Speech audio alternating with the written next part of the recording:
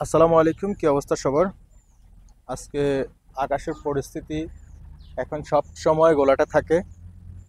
আর নুনই ভাইকে আজকে পাইছি কাজ করার জন্য, কিন্তু মেইন বিষয় হচ্ছে আমি যখন প্রথম তেলাপিয়া ফেলাইছি তখন এই ফিডগুলো যখন পাউডার ফিডগুলো যখন মারতাম তখন তেলাপিয়া মাছের একটা হইচই থাকতো। এখন আর তেলাপিয়া মাছের ওই হইচইটা নাই, কারণ হচ্ছে তেলাপিয়ার বাচ্চা যেগুলো ছিল এগুলা যেভাবে পারছে ওইভাবে ওই যে ওই পাশ দিয়ে চলে গেছে। এখন নুনই ভাইকে বলছিলাম ওই পাশ দিয়ে একটু ভালো করে আজকে জাল আরেক বান্ডিল আনছিলাম, এরকম জাল আরেক বান্ডিল আনছিলাম।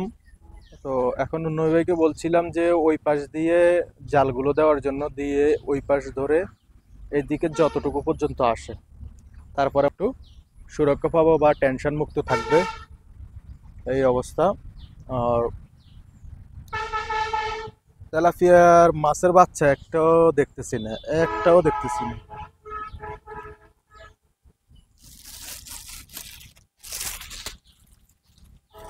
এই যে পাউডার খাদ্যগুলো মারার সাথে সাথে এর আগে আমি আরেকটা ভিডিও করছিলাম, ফেসবুক পেজে আছে। এই খাদ্যগুলো দেওয়ার সাথে সাথে মাছগুলো কিভাবে আসছে, আর এখন কই, এখন কোনো মাছই নাই। তো এগুলা আবার বড় মাছের খাদ্য, পাঙ্গাস পাঙ্গাস টাঙ্গাস থাকলে এগুলো আসবে।